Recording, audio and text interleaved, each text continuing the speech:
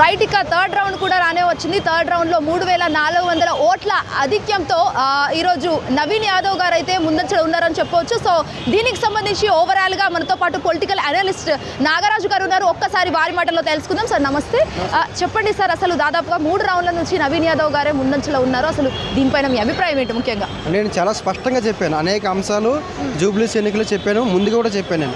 నేను exit polls ఇచ్చేటప్పుడు కూడా 9450 మెజారిటీతో నవీన్ యాదవ్ గారు గెలుస్తారని చెప్పాను. నవీన్ యాదవ్ గారికి ఎన్ని ఓట్స్ వస్తాయి, మాగంటి సునీత గారికి ఎన్ని ఓట్స్ వస్తాయి కూడా చెప్పాను. సో 3 నుంచి 6% ఓట్ షేరింగ్తో నవీన్ యాదవ్ గారు విన్ అవుతారని కూడా చెప్పాను. సో ఇప్పుడు మనకి థర్డ్ రౌండ్ రిలీజ్ అయింది కాబట్టి 3000 అంటే మొత్తం 10 రౌండ్లు. సో అప్రాక్సిమేట్లీగా వేసుకున్న 10 రౌండ్లో 10,000 మెజార్టీ. సో 10,000కి 10,000 మెజార్టీ. సో నేను చెప్పిన ఫిగర్కి దగ్గరగా అవుతుంది. నేను 9,500 చెప్పా. సో 10,000 రావచ్చు. ఒకవేళ 5 రౌండ్ల తర్వాత ఏమైనా మారి, అంటే 2 రౌండ్లు ఏమైనా మాగంటే సునీత దగ్గర ఫేవరబుల్ అయినా సరే నవీన్ యాదవ్ గారికి 8,000 మెజార్టీ వచ్చే అవకాశం ఉంది. సో ఇప్పుడు ఖచ్చితంగా నేను చెప్పిన ఏ అంశాలు అయితే ఉన్నాయో, ఏ రకంగా చెప్పానో అదే రిజల్ట్ కూడా అలా కనబడుతుంది. కాబట్టి నవీన్ యాదవ్ గారు ఖచ్చితంగా నేను ముందే చెప్పాను. కాకపోతే కొన్ని గైడెన్స్ ఉంటాయి కాబట్టి మనం అనౌన్స్ చేయకూడదు. సార్, కొన్ని అంటే సర్వేల ప్రకారం అయితే బీఆర్ఎస్ మొన్నటి వరకు గెలుస్తుంది అని చెప్పేసి అయితే చాలా వరకు కొన్ని సర్వేలు తెలిపాయి. మరి దాని గురించి ఏమంటారు? నా విశ్లేషణ 10 సర్వేలతో సమానమని చెప్పి ఆదాబ్ హైదరాబాద్ పేపర్లో స్టేట్మెంట్ ఇచ్చా. కేకే సర్వే ఏదైతే రిలీజ్ అయిందో అదే రోజు నేను చెప్పా, పేపర్ స్టేట్మెంట్ కూడా మీకు చూపిస్తా. నా విశ్లేషణ 10 సర్వేలతో సమానని చెప్పి ఓపెన్గా చెప్పా. సో నా విశ్లేషణ నాకున్న నమ్మకం ఎంత అనేది మీకు అర్థమవుతుంది. సో నేను విశ్లేషణ చేసిన విధంగానే సర్వేలు చేశారు. సైదుల సర్వే కూడా నేను చేసిన విశ్లేషణకి తర్వాత 10 డేస్ తర్వాత 1 వీక్ సైదుల సర్వే కూడా సేమ్ మ్యాచ్ అయింది. సో అదేవిధంగా మన చేయండి ఇక్కడ. అంటే సార్ ఎలా విశ్లేషిస్తారు, అసలు ముఖ్యంగా ఎలా అబ్జర్వ్ చేస్తారు, ఎలా విశ్లేషించి ఎవరికి ఎట్లా చెప్తారు? అంటే నేను 365 రోజులు కూడా రాజకీయాల్లో అంశాల మీద ఉంటాను. సో ఎలక్షన్ టైం వచ్చేటప్పటికల్లా నేను 15 గంటలు పనిచేస్తాను. గ్రౌండ్లో ఒక ఈవినింగ్ 6 వరకు పనిచేస్తా, మళ్ళీ ఈవినింగ్ 6 నుంచి నైట్ 1:30 వరకు ఇంట్లో పనిచేస్తా. సో మొత్తం దీని మీద ఎఫెక్ట్ పెడతా. నేను మహారాష్ట్ర, కర్ణాటక, ఆంధ్రప్రదేశ్, తెలంగాణ అన్ని రాష్ట్రాల మీద చెప్పాను. మొన్న ఈ తెలంగాణ ఎలక్షన్స్లో కూడా నేను చెప్పినట్టే కాంగ్రెస్ పార్టీ విజయం సాధించింది. ఖమ్మం జిల్లాలో కాంగ్రెస్ పార్టీ 7 స్థానాలు వస్తాయని చెప్పి 8 స్థానాలు వచ్చాయి. ఫిరోజ్ ఖాన్ గారు కూడా గెలుస్తారని చెప్పాను. ఫిరోజ్ ఖాన్ గారు ఓడిపోయారు నాంపల్లిలో. సో అనేక ఫ్యాక్టర్లు నేను తీసుకుంటాను. ఇప్పుడు వచ్చి ఓపెన్గా చెప్తున్నాను, భారతదేశంలోనే నేను తీసుకున్న అంశాలు ఎవరు తీసుకోలేదు. సో అందుకే ఒక విశ్లేషకుగా నేను చెప్పిన ప్రతి అంశం జరగడానికి ప్రధాన కారణం అంటే కొంతమంది 5, 6, 7 పాయింట్లు తీసుకొని చెప్తారు. నేను 15, 20, 25 పాయింట్లు కూడా తీసుకుంటాను.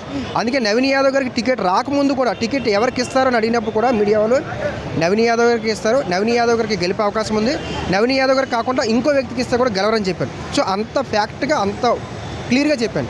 రైట్. సో అంటే జూబ్లీ హిల్స్ బైపోల్ ఎలక్షన్స్ అంటేనే యావత్ తెలంగాణ రాష్ట్రం అంతా ఎట్లా అంటే ఉత్కంగా మారిపోతుంది. అసలు ఎలా దాన్ని మనం చూడొచ్చు? అంటే ఇది రాష్ట్ర స్థాయి అంశం కాబట్టి ఈ గెలుపు అనేది రాజకీయ పార్టీలకి చాలా అవసరం. సో కాంగ్రెస్ పార్టీ గెలిస్తే ప్రభుత్వ వ్యతిరేకత లేదని చెప్తారు, బీఆర్ఎస్ పార్టీ గెలిస్తే ప్రభుత్వ వ్యతిరేకత ఉంది అని చెప్తారు. సో అందుకే 2 పార్టీలకు ప్రధాన అంశమైంది. కాకపోతే ఓట్ షేరింగ్ కూడా నేను చెప్పాను 10 నుంచి 15% ఓట్ షేరింగ్ పెరుగుతుందని చెప్పాను, కానీ పెరగలేదు. నేను చెప్పిన తర్వాత కూడా ఎలక్షన్ కమిషన్ 20% పోలింగ్ సామగ్రిని పెంచుకున్నారు. సో అలా కూడా పోలింగ్ సరిగ్గా జరగలేదు, కేవలం 48% జరిగింది. అది ఒక మైనస్ అండి. అంటే సార్ నిన్న రీసెంట్గా చూసుకున్నట్లయితే మాత్రం ఏదైతే జూబ్లీ హిల్స్లో గెలిచేది కాంగ్రెస్ పార్టీ అని చెప్పేసి అనుకుగా పాజిటివ్గా ఉందని చెప్పేసి సీఎం రేవంత్ రెడ్డి గారు లోకల్ బాడీ ఎలక్షన్స్ని అయితే ఖచ్చితంగా నోటిఫికేషన్ వేయాలి అని చెప్పేసి అయితే అంటున్నారు. సో దానికి సంబంధించి మరి వేస్తారా లేదా? వేసే అవకాశం ఉంది, ఎందుకంటే ఆల్రెడీ కోర్టు కూడా డిక్లరేషన్ చేసింది ఇంత టైమ్ ఆఫ్ పీరియడ్లో ఏమని. సో ఈ గెలుపు కాంగ్రెస్ పార్టీ గెలిచిన తర్వాత వెంటనే టైం వేస్ట్ చేయకుండా వెంటనే వేస్తే ఈ పాజిటివ్ అనేది దాని మీద ఉంటుంది అన్నమాట. సో ఇదే క్యాడర్ ఉత్సాహంగా నెక్స్ట్ ఎలక్షన్లో కూడా పనిచేసే అవకాశం ఉంటుంది. కాబట్టి లేట్ చేయకుండా ఉండడం వల్ల కాంగ్రెస్ పార్టీ ప్లస్ అవుతుంది వెంటనే తక్కువ టైంలో. అంటే ఇది ఓన్లీ అంటే వాళ్ళకి ప్లస్ అవ్వడానికే వేస్తున్నారంటారా? లేదు, కోర్టు కూడా డిక్లేర్ చేసింది. కోర్టు కూడా మీరు టైం తొందరగా వేగంగా చేయాలని చెప్పి కోర్టు కూడా డైరెక్ట్ ఇచ్చింది. బీసీ రిజర్వేషన్ అంశం కూడా ఉంది కాబట్టి అది కూడా డిక్లరేషన్ చేశారు. సో ఆ అంశం కూడా ఉంది కాబట్టి డిలే చేయకూడదని చెప్పి కోర్టు డైరెక్ట్ ఇచ్చింది. సో రేవంత్ రెడ్డి గారికి ఇది కలిసి వస్తుందన్నమాట. అంటే మీరు ఇందాకే బీసీ రిజర్వేషన్ అన్నట్టుగా మరి చేస్తారా లేదా లోకల్ బాడీ ఎలక్షన్స్ తర్వాత అయినా? ఖచ్చితంగా రిజర్వేషన్ అంశం అనేది చేస్తారు. ఒకవేళ ఈ రిజర్వేషన్ కంప్లీట్ కాకపోతే కూడా 48% బీసీలు సీట్లు ఇస్తారని కూడా కన్ఫర్మ్ చేశారు. సో ఏ రకంగా చూసినా సరే ఇది నవీన్ యాదవ్ గారు గెలుస్తారని ఈరోజు చెప్పడం కాదు, నేను ముందు నుండి చెప్పాను. నవీన్ యాదవ్ గారికి టికెట్ కాకముందు అంటే దరిదాపులు టికెట్ ఇవ్వకముందు 2 వీక్స్ ముందు చెప్పాను నవీన్ యాదవ్ గారికి గెలుస్తారని. అదేవిధంగా నేను ఇచ్చిన సర్వే అనేక అంశాలు అనేక విశ్లేషణ చేశాను. ఒక ఛానల్ కాదు, మీ టీవీలో కూడా నిన్న వచ్చి కూడా ఎగ్జిట్ పోల్స్ మీద చెప్పాను. ప్రధానంగా కేకే సర్వే అవన్నీ తీసుకొచ్చారు. సో కేకే సర్వేకి నాకు 3 నుంచి 6% ఓట్ షేరింగ్ తోటి గెలుస్తారు అని చెప్పాను. సో 10 నుంచి 15% పోలింగ్ పెరిగితే మాత్రం 15,000 నుంచి 25,000 మెజార్టీ వస్తుందని చెప్పి 2 వీక్స్ ముందు చెప్పాను. ఎగ్జిట్ పోల్స్ రిలీజ్ చేసిన తర్వాత ఏం చెప్పాను, 9,500, ఎందుకంటే పోలింగ్ శాతం తగ్గిపోయింది కాబట్టి నవీన్ యాదవ్ గారి గ్రాఫ్ తగ్గిపోద్ది, మెజార్టీ తగ్గిపోద్ది. సో 9,450 నుంచి దగ్గర రావచ్చని చెప్పాను. అకార్డింగ్ టు యువర్ అనాలిసిస్ గెలిచే అభ్యర్థి ఎవరు మరి? నవీన్ యాదవ్ అంటారా? అంటే అనౌన్స్ చేయకూడదు, అర్థం చేసుకోవాలి. ఎందుకంటే ఎలక్షన్ కమిషన్ కొన్ని గైడెన్స్ ఉంటాయి.